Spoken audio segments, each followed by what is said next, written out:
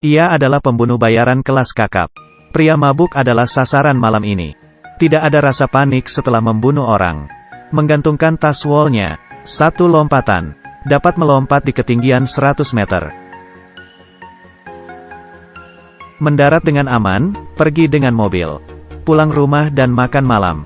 Tapi dia tak tahu, suami yang duduk di depannya baru saja membunuh orang. Pasangan ini menyembunyikan identitas mereka. Mereka adalah pasangan pembunuh. Malam ini, di saat bersamaan, telepon mereka berdering. Suaminya berbohong mengatakan guru Ma menelepon bahwa ada 2 remaja menghajarnya. Sampai ia masuk rumah sakit. Besok harus pergi menjenguk. Istri pun ikut berbohong. Berkata Mama membeli 2 botol sarang walet. Baik untuk wajah. Biarkan saya pulang dan mencobanya. Kenyataannya mereka mendapatkan misi baru. Bunuh gerombolan bernama Tank. Mereka memiliki misi yang sama. Organisasi mengharuskan target diblokir di perbatasan antara 2 negara. Target muncul. Wanita tidak panik. Tetap santai sambil minum. Karena perjalanan yang dilewati sasaran telah dipasang bom. Dia hanya perlu menunggu dengan sabar. Saat alarm berbunyi, ada seseorang masuk ke dalam jebakan. Melihat menggunakan teropong. Seorang pria membawa senjata bazooka. Celaka. Ia mengambil M16 dan meletuskan 1 tembakan. Ternyata orang tersebut adalah suaminya. Dia beruntung memakai baju anti peluru. Suaminya membalas menggunakan senjata bazooka.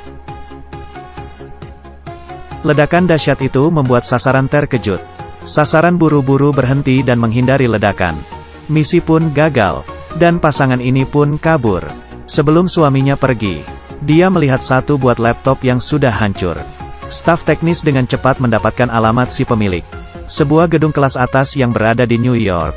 Kamar 5003 ternyata yang ditempati istrinya. Suaminya sulit mempercayai ini, dan istrinya telah melihat rekaman video. Menyadari orang tersebut adalah suaminya. Suaminya pun menelepon, mengatakan dia membeli wine tahun 82. Ingin bersama-sama mencobanya. Setelah suaminya menutup telepon, langsung buru-buru pulang. Memeriksa dengan hati-hati. Ternyata istrinya telah menuangkan wine itu. Takut istrinya menaruh racun, dia berbalik dan membuangnya. Mengambil pisau dan menyimpan di dalam baju saat istrinya tidak memperhatikan. Istrinya mengeluarkan sepiring daging asap, dan mengeluarkan 1 pisau besar. Suaminya pun kaget, buru-buru berdiri memeluk istrinya dan berkata, "Kamu sudah sibuk seharian.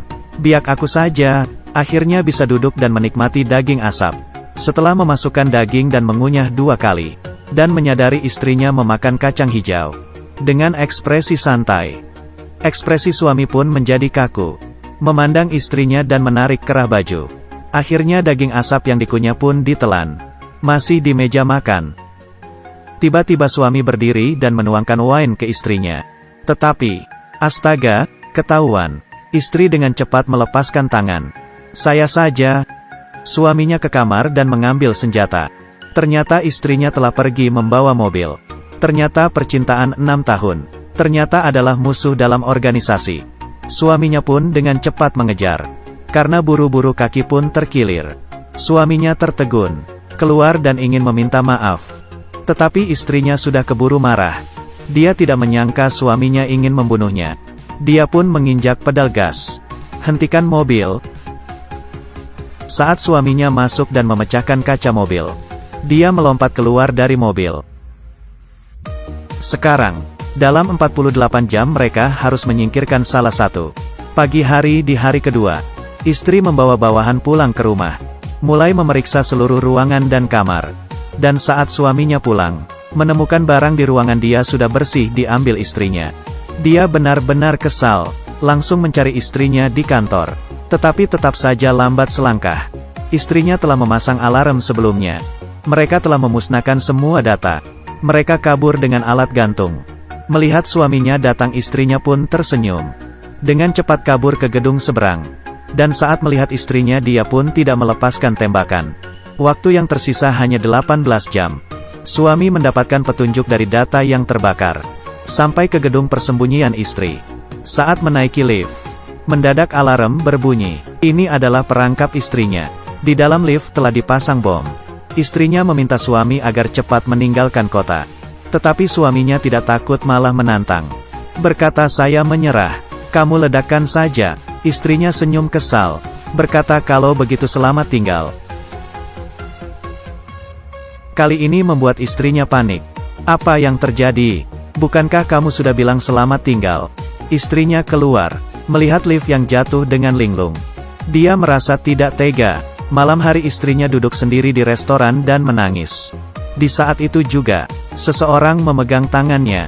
Ternyata suaminya. Ternyata dia sudah mempersiapkan, mengganti kabelnya, dan bersembunyi di lift lain.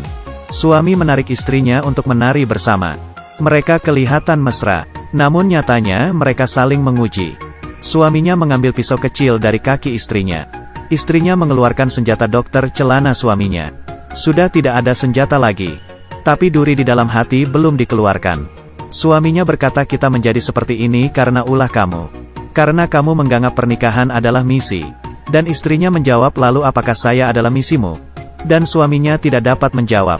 Istrinya kecewa. Dia berhenti dan berjalan menuju toilet. Tidak lama, seseorang ketakutan keluar dari toilet. Melihat ke arah pintu.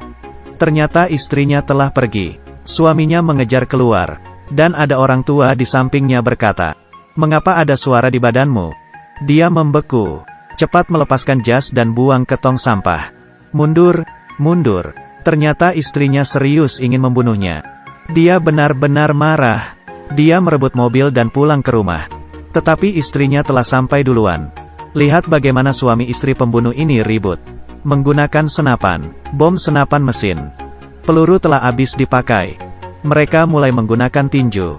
Di saat ini, saat bersamaan mereka maju selangkah. Organisasi menuntut mereka membunuh lawan dalam 48 jam. Waktu hampir tiba. Mereka masih belum bertindak. Dia menyuruh suaminya cepat menembak. Tetapi suaminya menurunkan senjata. Waktu masih berjalan. Tetapi ini adalah malam paling bahagia di pernikahan mereka. Lalu mereka duduk dan ngobrol. Suaminya berkata sebenarnya dia buta warna. Istrinya berkata 3 jari dia sudah tidak merasakan apapun. Ini pertama kali mereka berbicara kekurangan sendiri. Hubungan mereka makin dekat. Tetapi mereka lupa akan satu hal. Waktu 48 jam telah berlalu. Kelompok yang ingin membunuh mereka telah sampai. Mereka dengan cepat kabur, mencuri mobil tetangga dan bersiap lari ke kota lain. Tetapi masih diikuti kelompok mereka. Suami istri mulai berjuang bersama. Dan kelompok itu tersingkirkan. Di sini mereka menyadari bersembunyi bukanlah jalan keluar. Pasangan ini memutuskan memimpin, menangkap target yang awalnya akan dibunuh. Memanfaatkan dia. 2 pembunuh terkuat keluar. Akhirnya target pun tertangkap. Mereka membawa target ke hotel. Menanyakan mengapa 2 kelompok ingin membunuh mereka. Target pun berkata kalian lihat kantong belakang saya. Wanita pun mengeluarkan dan melihat foto dia dan suaminya. 2 pembunuh organisasi yang bermusuhan tidak boleh bersama. Menjadi pasangan. Organisasi membuat jebakan dan membuat mereka saling membunuh. Dan target ini adalah perangkap. Keberadaan mereka telah terlacak. Ratusan pembunuh telah datang ke hotel. Mereka mendobrak kamar. Menyadari pasangan itu telah kabur. Mereka berhati-hati masuk ke dalam mall. Memakai baju anti peluru. Dan mengisi senjata dengan tenang. Siap perang. Gelombang pertama telah masuk. Kedua. Ketiga dan masih santai menghabisi. Tetapi tidak lama makin banyak yang masuk. Mereka pelan-pelan merasa lelah. Di saat inilah, istrinya tertembak dan terluka. Suaminya dengan cepat menyelamatkan. Mereka masuk sembunyi di dalam gudang kecil. Membuka baju, ribuan peluru telah menembus baju anti peluru. Dan mereka telah dikepung. Tetapi mereka saling tersenyum. Asal mereka bersama menghadapinya. Apapun hasilnya juga tidak masalah. Mereka memakai kacamata. Bersama-sama berjalan keluar. Kali ini mereka akan melawan.